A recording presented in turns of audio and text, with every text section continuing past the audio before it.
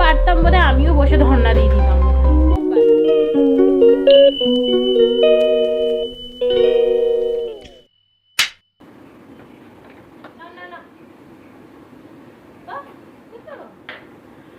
Hello বন্ধুরা, এখন good নুন, এখন বেলায় 1টা-1:30 মতো বাজে। আজকে সকাল থেকে মানে কি বলবো, মারাত্মক ব্যস্ত ছিলাম। আর যেদিন ব্যস্ত থাকি সেদিন হচ্ছে এটা আবার মারাত্মক দুষ্টুমি করে, মারাত্মক জ্বালায়। আজকে ওর বাবার একটা বন্ধু আসবে আরামবাগ, ঠিক আছে? তো সে আর কি দুপুরবেলা আজকে লাঞ্চটাও করবে। আর রোববার আজকে আমাদের তো আজকে নিরামিষ হয়। তো দেখবে নিরামিষ দিনে সব সময় বেশি ঝামেলা থাকে, একটু বেশি পথ করতে হয়।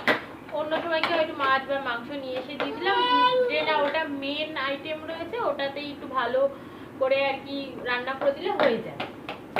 কিন্তু আজকে নিরামিষ, পোস্ত বাটা, তারপর মুগের ডাল ফাল আরো হ্যানা ত্যানা করতে করতে এত লেট হয়ে গেছে যে কি বলবো।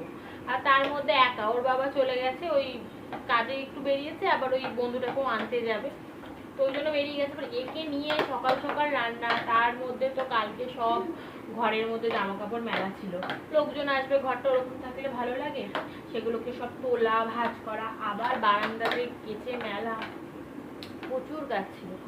আর এমনি মনটা খারাপ, আগের দিনই বলেছি ফোনটা ভেঙে গেছে। ভেঙে গেছে না, ভেঙে দিয়েছে।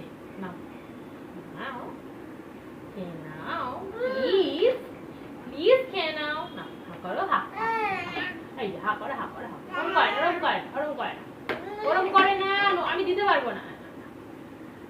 হা করে খেয়ে নি, ফেলে দিদি কেন বাবা? দেখো সারা গাটা কি করেছে দেখেছো, ভাত মাখিয়েও।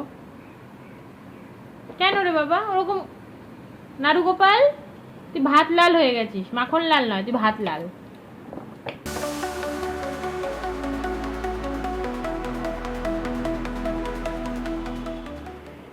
আজকে ঠাকুরকে বেশ একটু ফুল আর মিষ্টি দিয়ে পুজো দিয়েছি। জন্মাষ্টমী জানো তো সামনেই আসছে, কালকে কি পরশু আমার না ঠিক জানি না, মনে নেই। আমি দেখবো যে ক্যালেন্ডারটা আমার কিছুতে মাথাতেই থাকছে না। তো ভাবছি একটু জন্মাষ্টমী করব। আমি আগের বছর তো যবু ছোট ছিল তখন ওই বাড়িতে ছিলাম, তো করিনি। তো তার আগের বছর করেছিলাম, বিয়ের পর থেকেই বোধহয় 2-3 বছর আমি করেছি। এবার ভাবছি এই বছরে করব, তবে মানে কতটা ভালো করে করতে পারবো জানি না, তবে করবো, ইচ্ছা আছে। ঘরে কিছু বানাবো না, ওই নাড়ু মালপোয়া এগুলো তো দোকান থেকে কিনে এনে ঠাকুরকে দিয়ে দেবো, মানে এটাই হচ্ছে করা মন থেকে আমার। তো এর আগে আমি নিজেই সব ঘরের মধ্যে করতাম। এবার দেখা যাক কবে জন্মাষ্টমীটা, আমাকে ক্যালেন্ডারটা খুলে আগে দেখতে হবে, মাথায় থাকে না। এখন তোমাদের সঙ্গে কথা বলছি, আমার মনে পড়লো হঠাৎ করে। আর এখানে দেখো বাবু মশাই ঘুমিয়ে গেছে, ভালো হয়েছে আমি চান টান করে না তোমার পুজোটা সেরে ফেলতে পারলাম। আর আজকে বিছানার মধ্যে আমি নতুন একটা চাদর পেতেছি, ভালো কোনোদিন পাতি না, যবু একদম নষ্ট করে দেবে। আর এমনি ওগুলো লোকজন এলেই আর কি পাতা হয় চাদরটা। ও পাখি এসো আমার কাছে খেলবে। কি করছিস, কি করছিস? না এখন নিউজে সারা দিন রাত যা দেখাচ্ছে, যেটা দেখানোই উচিত, আরজি করে যে ঘটনাটা ঘটেছে, সত্যিই সেটা একদম বাজে ঘটনা ঘটেছে। মানে মানে যদি পারতাম বোধহয় আমিও বসে ধর্ণা দিয়ে দিতাম ওখানে। খুব বাজে ঘটনা, খুব। যদি মেয়েদের কোনো সেফটি না থাকে, তাও ডাক্তারের মতো একটা উচ্চ মর্যাদার লোক, মানে একদমই উচিত হয়নি। আমি বলবো এটার মানে বিচার হওয়া দরকার, উচিত প্রত্যেকটা মেয়ের জন্য। চলে যাচ্ছে। হ্যাঁ, বাবা যাবে না থাকবে? বাবাকে টাটা বলবে? না না না, বাবা যাবে না। বাবা যাবে না? হ্যাঁ, চলো টাটা দিয়ে যাই। বাবা নিচে থেকে প্যান্টটা রেখে দিল, বাবা প্যান্টটা পরে চলো।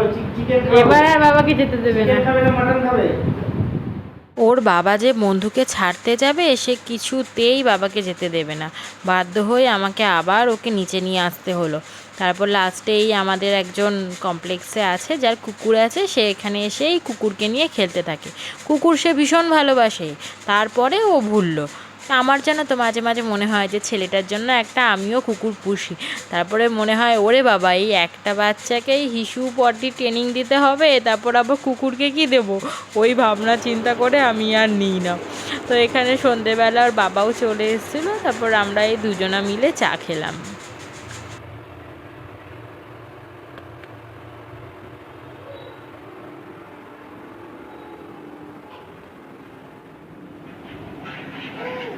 কি করছিস, কি করছিস? হ্যাঁ, বাবা ছেলে মিলে কি করছিস তোরা দুটো মিলে? যোগু বিকু খাচ্ছে। যোগু খাও, তুমি খাও, তুমি খাও, খাও। খাও না, খাও, বুঝছো। হ্যালো বন্ধুরা, গুড ইভিনিং। মনে হচ্ছে যেন আমি তোমাদের সঙ্গে বহুদিন কথা বলিনি। প্রায় 2 দিন আমার কাছে ফোনটা ছিল না, ঠিক আছে? সেদিনকে যে বললাম যোগু ফোনটা ভেঙে দিয়েছে, তারপরে ফোনটা যেন তো চলছিল, আমি একটুখানি ব্লগ করেছি, তারপরে হঠাৎ করে দেখি রাত্রেবেলা ফোনটা চলা বন্ধ হয়ে গেছে। তো সঙ্গে সঙ্গে আর কি রাত্রেবেলা বন্ধ হয়েছে, সঙ্গে সঙ্গে মানে কি পরের দিন সকালে আর কি সঙ্গে সঙ্গে বাবা এরকম আওয়াজ করিস না, দেখো চামচ দিয়ে ওরকম আওয়াজ করে যাচ্ছে, একটু কথা বলতে দেবে না, একটু শান্তিতে কিছু করতে দেবে, মানে কি বলবো। তো যাই হোক, ফোনটা দিয়ে এই আবার আজকে নিয়ে এসেছি, তাই আজকে থেকে আবার ব্লগটা চালু করছি। ভালো লাগে বলো, 2 মাসে 2 বার ফোনটা আমার এরকম এলসিডিটা পুরো ভেঙে দিল। কি গায়ে লাগে না বলো তো টাকা? এত দুষ্টু হয়েছে, কত ফোন আমি সামনে রাখবো? আমি ফোন সামনেই রাখি, টেবিলের ওপরে উঁচুতে আমি ফোনটাকে রেখেছিলাম, ঠিক আছে? এবার টেবিলের ওপর না পা বাড়িয়ে বাড়িয়ে উঁচু হয়ে সে হাতটাকে বাড়িয়ে বাড়িয়ে আর কি নিয়ে নেয়, ফোন যাই পায় সব টেনে টেনে ছিঁড়ে দেয়। এত দুষ্টু, কি বলবো ওকে। ওই দেখো, দেখেছো, মানে বদমাইশিরও চলছে, ওর বদমাইশি চলছে, এত দুষ্টু। তো যাই হোক, আমি এই দেখো রেডি হয়েছি, রেডি হয়ে যাচ্ছি হচ্ছে আজকে আমি নৈহাটি চলে যাচ্ছি, কারণ ওর বাবা নেই। তো আর একা একা কি করব থেকে, ওর বাবা পরশুদিন আসবে, তো ওই জন্য আমি পরশুদিনই চলে আসবো। তো ওই জন্য চলে যাচ্ছি, ভালোই হয়, মাঝে মাঝে ওর বাবার জন্য আমার একটু বাপের বাড়িও ঘোরা হয়ে যায়, বেশ ভালোই লাগে। তো আমার মা আর কি নিতে আসছে, আমি এই চলে যাব। তো চলো গিয়ে তোমাদের সঙ্গে কথা হচ্ছে। আর এই যে এখন চলে এসেছি হলো এই খাবারের দোকানটাতে। আমার ভাই ভীষণ এই চপ কাটলেট এগুলো খেতে ভালোবাসে, তাই ভাবলাম ভাইয়ের জন্য একটু যাওয়ার সময় নিয়ে যাই, তাহলে ও একটু খুশি হবে। कृपया सुरक्षित दूरी बरकरार मुझे हाथ देना, 3 नंबर मुझे हाथ देना बाबा। আমরা এখন দুজনা মিলে যাচ্ছি, কিন্তু এখানে এসেও আমার শান্তি নেই। দেখো, এই যে ট্রেনের মতো আমাকে বই পড়াতে পড়াতে যেতে হচ্ছে, হয়তো আমাকে একটু শান্তি দেবে না, হয়তো কাঁদবে, গায়ের উপরে নাচবে। এতক্ষণ বিস্কুট খাওয়ালাম, এই যে ওই দেখো এখন বিস্কুট খাইয়ে এখন পড়াতে হবে, এই পড়াতে বসবো। তোমরা দেখতে পাচ্ছ তো আমার কোনো জায়গায় শান্তি আছে? কোনো জায়গায় না। মানে ট্রেনটার মধ্যেও তার সাথে আমাকে খেলা করতে হবে, লাফাতে হবে। ওর জন্য শুধুমাত্র আমি এত রাত্রেবেলা ট্রেনে যাই, জানো? ট্রেনটা যাতে ফাঁকা থাকে, যাতে ও লাফালাফি করতে পারে। রাত্রি 11টা বাজে এখন আমি ট্রেনে যাই, কী করবো, অফিস টাইমে তো ভীষণ ভিড় হবে। আর এখানে স্টেশনে ওকে ওর দাদাভাই নিতে এসেছিলো, দাদাভাইয়ের কোলে গিয়ে আমাকে টাটা করছে। করেছে, কোথায় বসিয়ে দিয়েছে তোমাকে? হ্যাঁ, দিদুন তোমাকে ড্রামের ভেতর বসিয়ে দিয়েছে? এই কি কথা? কেইবার বাদ যায় দুষ্টুমি করতে, বাচ্চা থেকে বুড়ো কেউ না। দেখো দিদাকে, দেখো ওই ড্রামটার ভেতর ওকে ঢুকিয়ে দিয়ে সে খেলছে। কি আর বলবো, বাচ্চা থেকে বুড়ো কেউ বাদ যায় না দুষ্টুমি করতে এখানে। তো চলো আজকে ব্লগটাকে এখানেই শেষ করছি। আশা করছি তোমাদের আজকের এই ব্লগটা দেখতে ভালো লাগলো। টাটা।